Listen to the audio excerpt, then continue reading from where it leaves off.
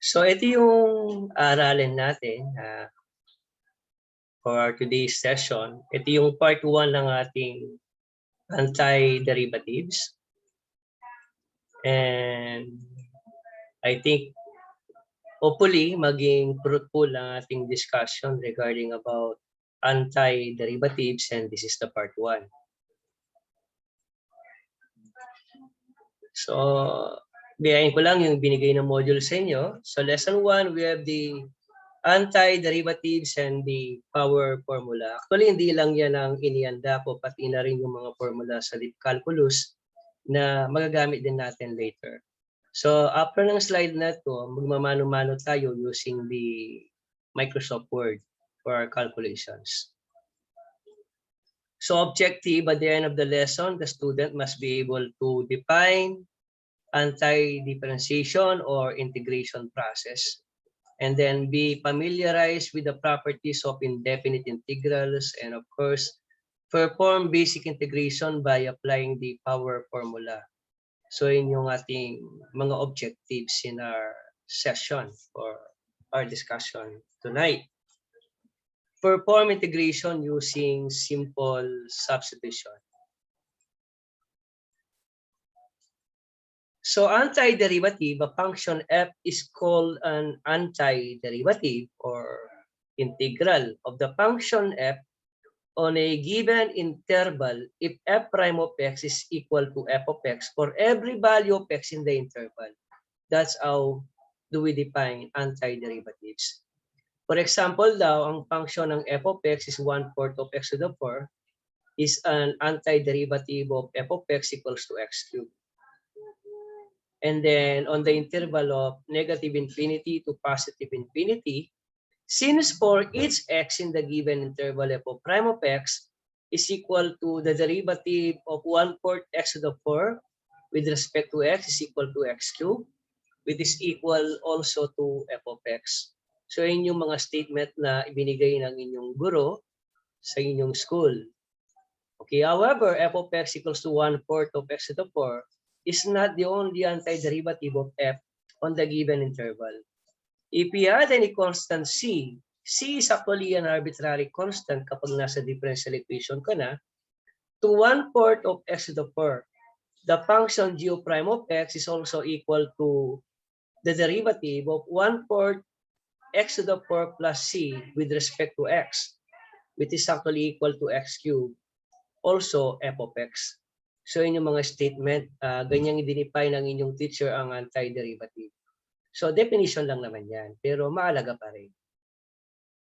So ang pinaka-bottom line natin dito actually yung mga calculations, kung paano ba yung mga diskarte. No? But first, allow me to read this for introduction para makakuha tayo ng momentum. In general, once any single antiderivative is known, the other antiderivatives can be obtained by adding constants to the known derivatives. Thus, 1/4 of x to the 4, or 1/4 of x to the 4 plus 3, or 1/4 of x to the 4 plus 5, or 1/4 of x to the 4 plus square root of 5, and 1/4 of x to the 4 minus 2, lahat ng mga na-add or subtract sa 1/4 of x to the 4 are considered as constants. And precisely, hindi naman natin alam kung ano yung exact value ng constant na ina-add natin. Kaya it is represented by capital letter C or small letter c. And all of these are all antiderivatives of f of x equals to x cubed. Kapag kasi integrate natin ang x cubed, definitely that is x to the 4 over 4. And then plus c. And then yung plus c is any constant. Maaring 3, maaring 5, maaring negative 2, maaring square root of 5 yan. And those that are added sa 1/4 times x to the 4 are considered as constant. And they are actually all constants.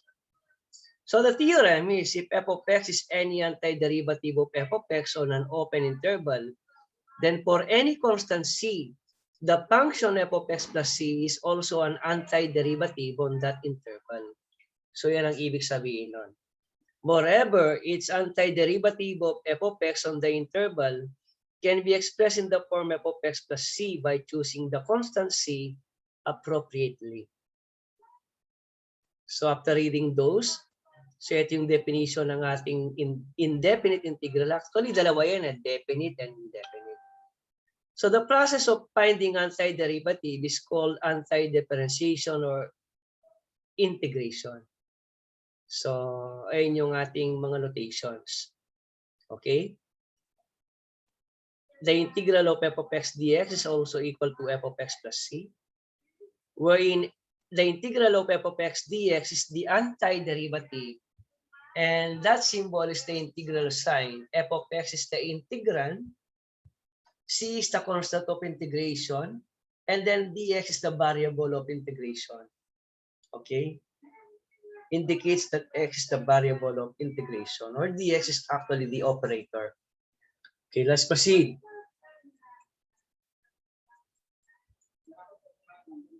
Some of the properties of indefinite integral and basic integration formulas, which need no proof from the fact that these properties are also known properties of differentiation, are listed below. So the properties of indefinite integral and basic integration formula, yan yung una. The integral of dx equals to x plus c, or this one, the second formula. Mamaya gagamitin natin yung mga yan. And ito yung power formula natin, yung Roman numeral number 4. The integral of x to the n dx equals to x to the n plus 1 over n plus 1 plus c, wherein n must not be equal to 1. Kung pasinin nyo dito, nag-add tayo ng 1. Sa differential calculus, nagle-less naman tayo lagi ng 1 or nagma-minus ng 1. But here, we add 1. So let's do it. So ito yung example ni sir. Okay. Practice muna tayo. Actually, pwede nyo i-direct yan eh. Okay, 6x squared. So ito yung unang sample natin. Ipapaliwanag ko sila sa inyo isa-isa. No? And then, mamaya, mas maliliwanagan tayo using Microsoft Word. So evaluate the integral of 6x squared minus 4x plus 5. Ang gagawin lang natin dito, yun niya, para mabilis lang, direct to the point. Yan. Kung ito yung fraction natin, okay, ang x squared, kapag dinagdagan mo ng isa, ang exponent, magiging ano? Sagutin nyo ko para mabilis tayo. 3 po. X cubed. So kung ano yung exponent na isinulat mo sa taas, yun din ang exponent sa baba. Can you follow? X cubed over 3. Pero yung 6, di naman mawawala yan. Tama? Nandyan pa rin yan. Okay? Okay, minus. O ito, 4. Lagay ako ng fraction. Ito. Automatic yung x dito may 1. So kapag nagdagdag ka ng isa, ilan? X squared po. X squared. Kung ano yung exponent mo, yun din ang denominator mo. Eh dito, constant siya. Magkakaroon lang siya ng x. Kapag constant, dahil dx tayo, automatic, dagdagan mo lang ng x, 5x. And then finally, mag-add ka lang ng constant. Plus C automatic yon. So ganyan lang kasimple. Now, i-divide mo, i-simplify natin. No? 6 divided by 3 is 2. So we have 2x cubed. And then 4 divided by 2 is 2. So we have 2x squared. Plus 5x. Plus C. So, ganyan lang kasimple yung unang binigay ni teacher sa inyo. Kuha ba? Kuha ba natin? Yes po. Actually, dati pinahirap pa yan eh. Dinistribute mo muna isa-isa yung mga yan doon kay dx. And then pinag-iwalay-walay na integral. Eh ako, diniretso ko na lang. May kaartihan pa nga yan before eh. Pakita ko sa inyo, no? Ito yung solution na ibinigay ni teacher sa inyo. Pero kaklaruin ko pa siya no, para mas lumalim yung pangunawa ninyo dito. Okay, para mas detail. Ito. Yan. So yun yung ginawa ni sir. Pinag-iwa-iwalay muna. Pero actually, pwede mo nang i-direct. Eh. And then in-integrate siya. Yan. Tapos sinimplify. So ginawa ni teacher, pinag-iwalay muna. Pero tayo, diniretso ko na. Nakuha ba natin? Yes Claro? po. So, malinaw. Madali lang kasi example number 1. But originally, no, nung nag-integrate ako dito, originally, balikan ko lang siya. Nung nag-integrate ako sa unang practice, dito mag-add ako ng plus C sa buwan. Dito, dudugtong ko dito, magdadagdag ako ng plus C sub 2. Dito, plus C sub 3. Yan. But C is also C sub 1 plus C sub 2 plus C sub 3. Kung every time ganyan lang ginagawa mo, ba't di na lang nga naman misanan yung C? Kasi i-add mo rin naman, magiging C din naman lahat ng mga C na may subscript. So that is why, ganyan na lang yung naging computation, sir. Individual integration process, dito nag-integrate ka, may arbitrary constant kang i-add, plus C sub 1. Dito plus C sub 2 plus C sub 3. But C is equal to C1 plus C2 plus C3. Kaya ito na lang yung sagot dito. So, klaro ba yung example number 1? Yes po, sir. Sir, mas madali yung example, yung ano kanina, yung way ng pagsosolve. Oo na, kasi direct to the point yun. Dito kasi inarte muna ni sir Inarte muna niya. Pwede na kaya lang anak, no? Meron kasi mga teacher na masaselan. Gusto nila kung ano yung way nila, ganun yung way. Kukuha ba yung point ko? Yes po. Sundin pa rin yun si sir. Pero kapag board, pwede nyo madaliin yan. Huwag nyo nang artiin kasi sayang yung oras na matitipid ninyo during the licensure examination. May mga teacher kasi na hindi tinatanggap yung gano'n. Pero may mga teacher naman na tumatanggap ng mga improvise, yung mga diskarte. And then willing naman sila mag-accept. Kasi sila, totoo lang, matututo din from the students. Hindi lang kayo yung natututo sa mga teacher. Ang mga teacher din natututo din sa mga estudyante ay rebeldes na. May mga tanong nga yung mga estudyante minsan na mabibigat, minsan tinatago na lang ng ibang mga prof. Kunwari, pinapagalit yung estudyante, pero sa totoo, hindi na kayang sagutin yung mga malalalim na questions. So, yun. Okay, so continue natin.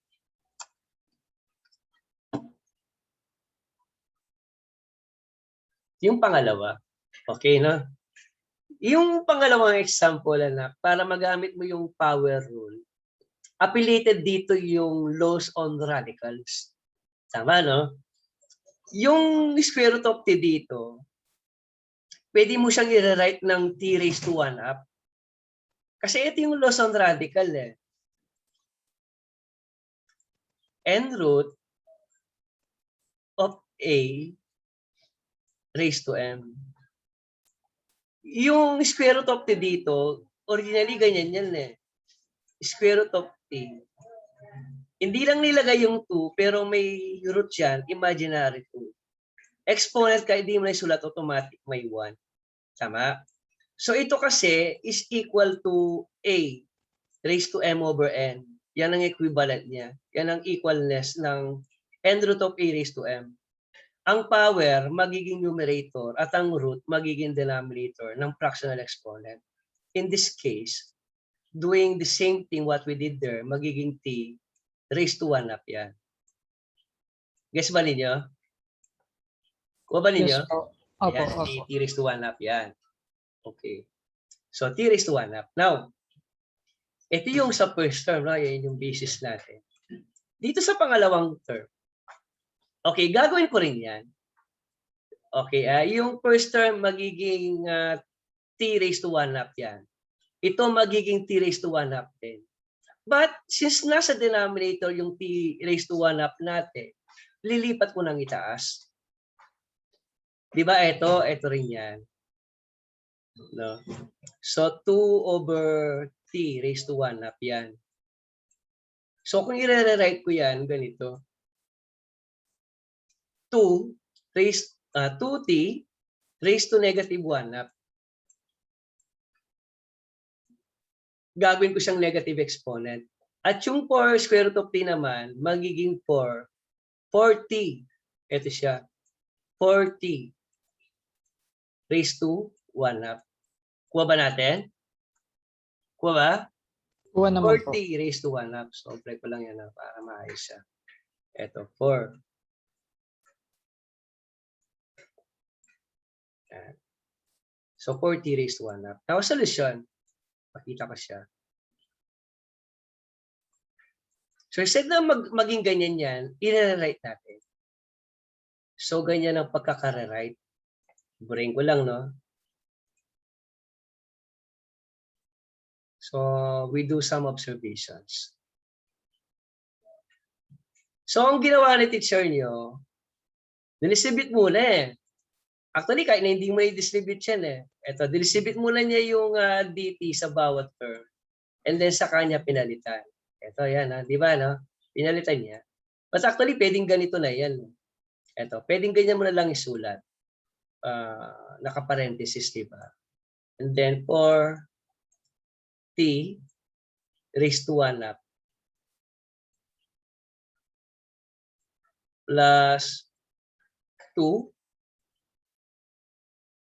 over t raised to 1 half.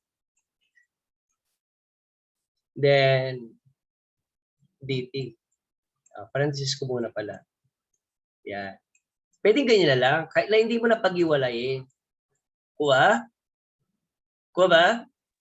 Yes po. Kahit hindi mo na pag-iwalayin. Automatic, understood na yun. Kaya lang, ang purpose ni teacher, nililinaw niya lang sa inyo. Gusto niya lang maging malinaw na ganyan lang nangyari. But in our way, we do it directly. Actually, pwedeng ganito na lang eh. Yan. Ito siya, no? And then, parenthesis ulit. 4 t raised to 1 half. Then plus 2 t raised to negative 1 half. And then dt. Ang hirap magsulat. Yan. Yan. Parenthesis. Pwedeng diretsyo, kahit di mo na pag-iwalayin yung dalawang term. Now, since hindi mo na sila pinag-iwalay, no? Okay, ganito lang. Ganito lang kabilis ang pagkakalculate niya. Okay, burahin ko lang yung mga nasulat ko kasi, para mas maayos yung competition natin.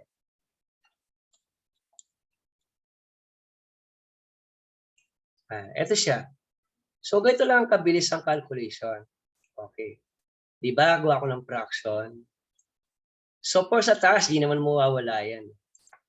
So, lalagay ko dito, t.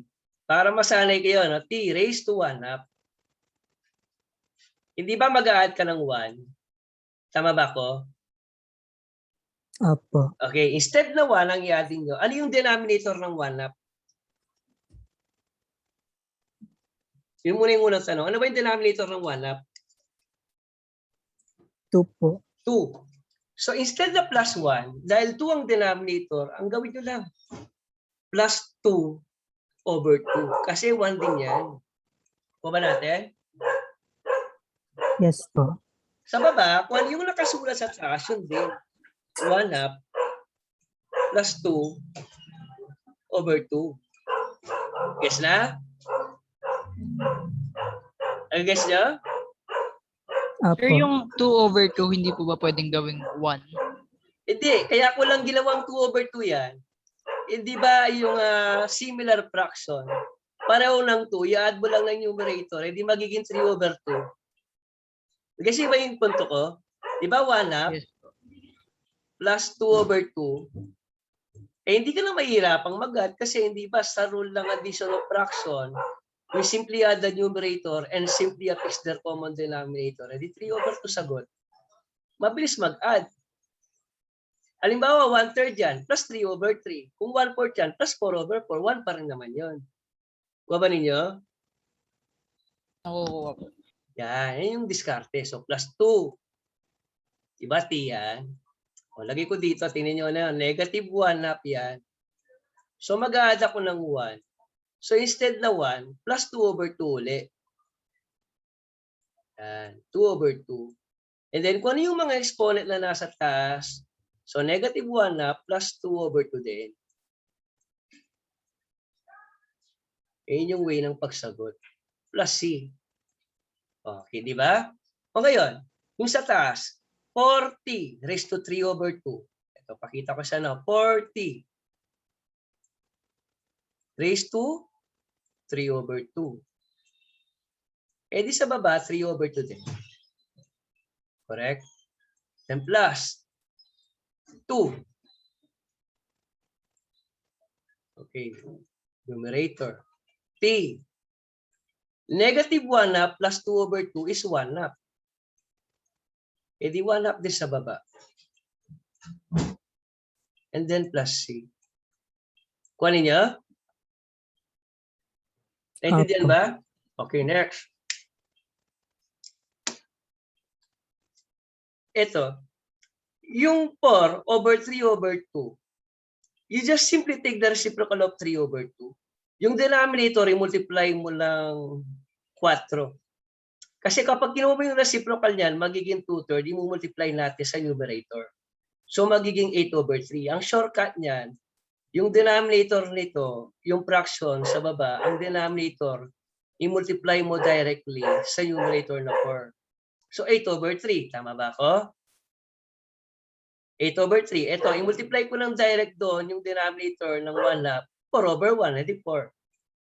Kung ba niya yung shortcut? Nakukuha po. Okay, so finally, kung ipapakita ko yung computation ni Sir sa inyo, ito siya. Kita nyo, ganun din yung sagot. Diba yan? Nakuha ninyo? Nakuha ba Yes yung po. mabilis na paraan? Ay yung diskarte natin? Okay? So kapag ganyan lang ibinigay, baliwala pa yung mga ganyan, madadali pa yung binigay niya example, pero maniwala kayo pag nagbigay ng example yan. Sa exam, mahirap. Example lang kasi yan. Okay, ito yung pangatlo. So yung pangatlo, ang dami niyang ipinakitang way ng pagsosolve, which is true. Diyan ako interested na ipaliwanag ko sa inyo yan. Actually dito kailangan marunong ka ng binomial expansion. Okay, may dalawang parang kasi ng pagsagot at parehong tama yan. Ito at saka yan, same lang. Parehong tama yan. Ginagamit ito, depende kasi sa choice sa board exam eh. Yung una, in-expand muna niya. Yung pangalawa, hindi na niya in-expand. And I will explain it to you after this. Ipakita ko muna yung mga samples na ibinigay ni Sir. Number 3, yan yung number 3. Ay yung way ng pagsasolve niya. And then for number 4, ito naman yung way ng pagsasolve niya. Isasolve ko yan uli sa inyo. And then for the number 5, yan, may tangent na and then may cotangent na. Ibinigay si Sir. Okay, and then ito yung mga exercises na ibinigay ni Sir. So sa number 3, magsisimula tayo. Okay, ganito gagawin ko. I will use Microsoft Word. Hindi enough na ganito lang tayo na PowerPoint. Wala kayong mapipiga sa akin kapag diniretso yung PowerPoint natin yan. Okay, okay. So ito yung gagawin natin ngayon. So simulan natin sa example na ibinigay ni Sir sa number 3. So solve ko siya. Ito, copy paste ko lang yan. Okay, open ako ng Word.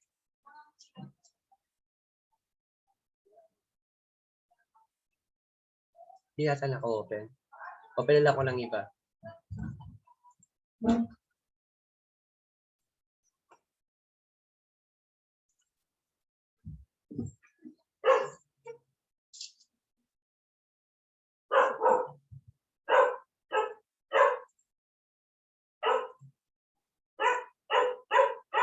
Click lang natin yung words. Yan, ito siya, no?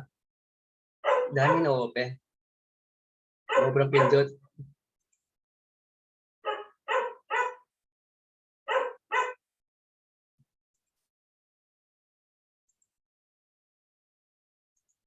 Yan, isa lang ito.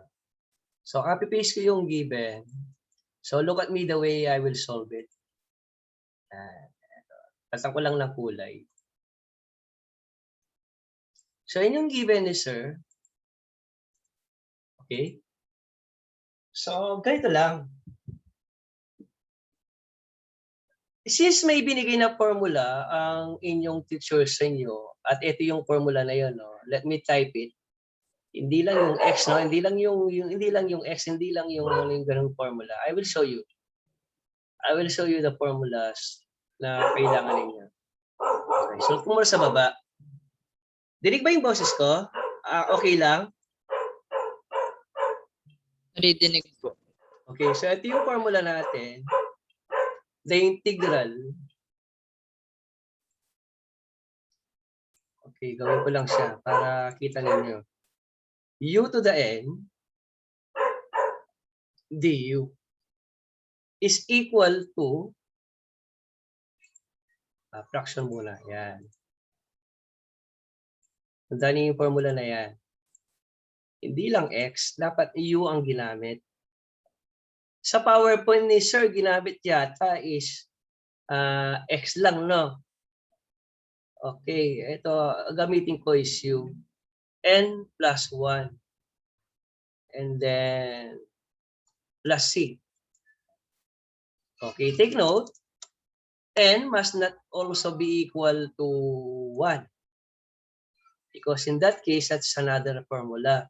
So, ito yung formula. Ilakyan ko. And then, si Sir ang binigay niya, ito. Good for x lang yan eh. So, palitan ko lang ng mga x yung u. Yan, ito. X ito, no? Yan. So, yun yung formula. Power rule. Okay. In this given example, para klarong-klaro, no, anak? Ayan. Solve ko siya.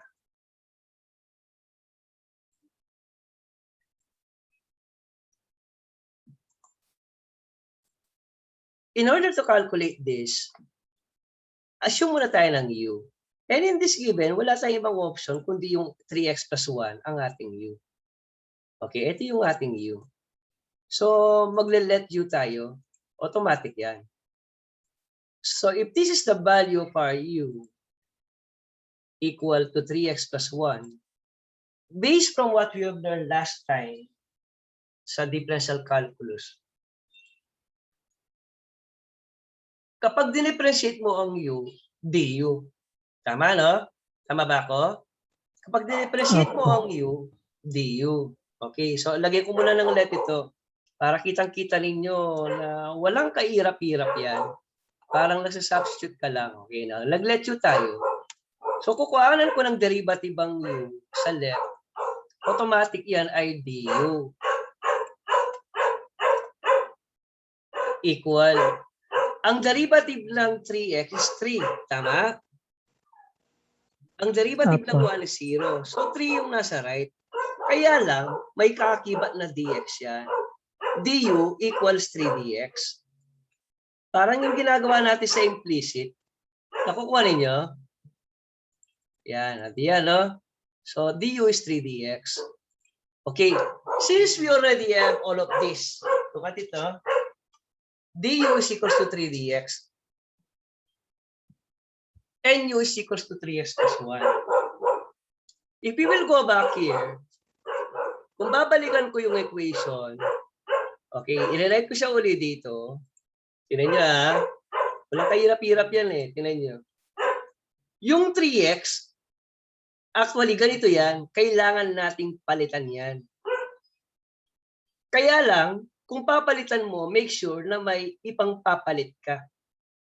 Ang 3x plus 1, ang value niya is u. Kuha ba? Kuha ba natin? U. Ang 3x plus 1, pwede kong palitan ng u. Anytime. Ang dx, mapapalitan ko na ba? May value na ba ang dx? Wala pa. So we have to do something with this.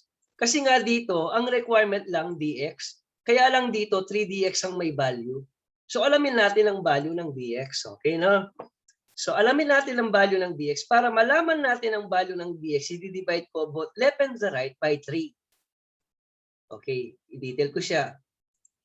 Ang purpose, inaalam ko yung value ng dx. So if I will divide the left hand side and the right hand side by 3, both by 3, ito siya. Divide ko ng 3 yan.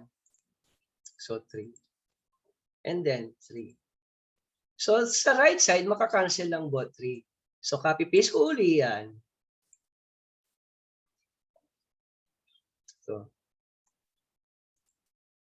So, dito, magiging dx na lang. Okay. Tignan natin, no? Ang 3x plus 1, anong value niya? U po. U. Ang dx, anong value niya?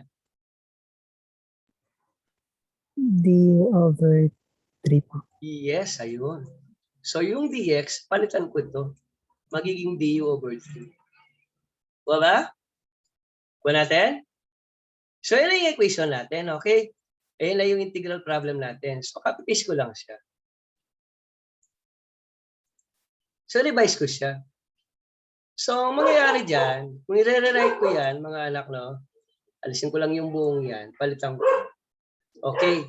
Magiging ganito yan. Sa labas ng integral sign, maglalagay ako ng fraction. Yan. Ilalabas ko yung 1/3. Kasi nga, d over 3, ibig sabihin 1/3 sa labas. And then, ang matitira sa loob, eto, u square du.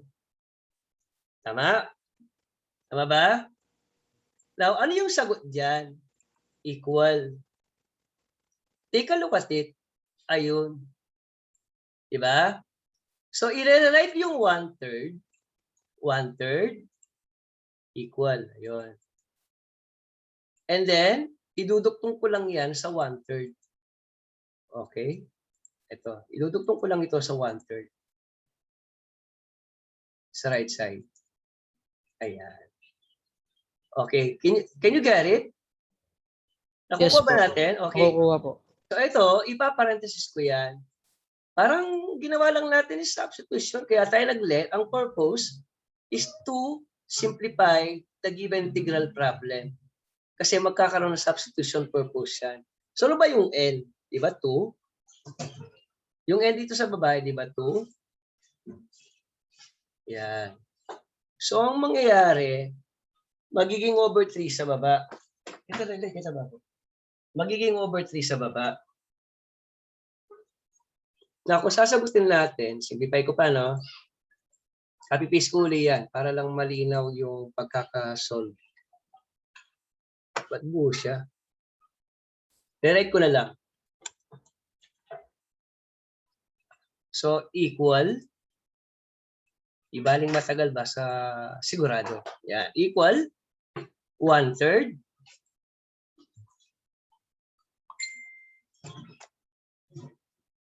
And then, kahit hindi ko sulat yung 1 sa taas kasi meron namang u cube eh. Sa taas, u cube na lang. U cube. U cube. Yan. And then 2 plus 1 is 3. Tama? Sa baba, lagay ko sa baba ngayon. So times 3. Plus C. Kaso,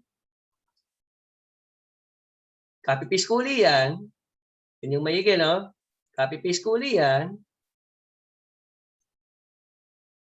Ano ang value ng U? Ayun, di ba? Balikan ko lang yan. So, yung U dito, papalitan ko lang ng 3x plus 1. Ito. 3x plus 1. And then, yung nasa baba, 3 times 3 is 9. So, yun yung ating answer. 3x plus 1 raised to the third power over 9. And let's take a look with the antiderivative example of your sir. Ito siya, kamukha lang. Ito yung sagot ni sir. Kamukha lang ng sagot natin. Lagay ko sa baba, no? Ito siya. Iba yung kukulay. Yeah. Same lang. Sundan natin. Ako ba yung diskarte? Nakukuha. So, malinaw na malinaw yung explanation natin. Okay? So, proceed tayo. Opo. Eh, yung pinaka the best eh. Actually, dinamihan pa ni sir ninyo. Ganyan lang, makukuha na ninyo yan eh. Ito, no? Ang second way na ginawa niya, actually, ito yung ginamit nating formula kanina eh. Pero ngayon, ito naman. Dapat pinigay niya yung u to the n and then di lang yung x to the n. Kasi nakakalito eh. Iba kapag x, iba kapag u. So ito, in-expand niya muna. In-expand na muna ni sir yan. Actually, ito expand mo, pwede rin eh. Yung final answer mo, 3x plus 1 raised to the 3, gagalawin din natin yan para lang mas klaro. Ito, ang ginawa ni sir, in-expand muna niya. So, nag-apply muna siya ng square root binomial. So, integral. Yan. So, dito, in-expand muna niya ang 3x plus 1. So, kapag in-expand mo ang 3x plus 1, applying the square root binomial, ang unang term will be 9x squared. Square the first term eh. So, 9x squared tayo. And then plus, twice the product of the first and the last term. The product of 3x and 1 is 3x, and then double 6x. And then, finally, square the last term. 1 square is 1. And then, dx. So, ganyan lang ginawa ni sir. So, anong in-apply niya muna? Nag-recall siya ng spatial product. At yung spatial product na yan, ang tawag natin is square of binomial. So, ibig sabihin, algebra pa rin, the bottom line. So, kailangan alam mo pa rin yan. Okay, square of binomial yan. Now, wala nang mahirap dito. Pwede mo na kasing i-direct yan eh. Tingnan nyo, no? Compute ko siya ng direct. Equal. So, I'll press equal and then the fraction sign. Sa taas, ang 9, hindi naman mawawala. 9. Pero yung x, definitely, dadagdagan natin ng 1 yan. So, 2 plus 1. Kung ano yung operation sa taas, kung yung exponent na event sa taas, yun din ang sa baba. Copy-paste ko lang. Lagay ko lang sa baba. Ayan lang, kadali yan. So, plus. And then yung 6x, same din. Magiging fraction din yan, no? Kasi 6 hindi naman mawawala yan. Yung x automatic may exponent na 1 yan. Kaya mag-a-add ako ng isa pa. So magiging x raised to 1 plus 1 yan. Pero kapag sanay ka na, kahit di mo ilagay na 1 plus 1 sa taas, di mo lang i-diretso na 9x cubed over 3. Ito, 1 plus 1, no? Yan. Kaya ko muna.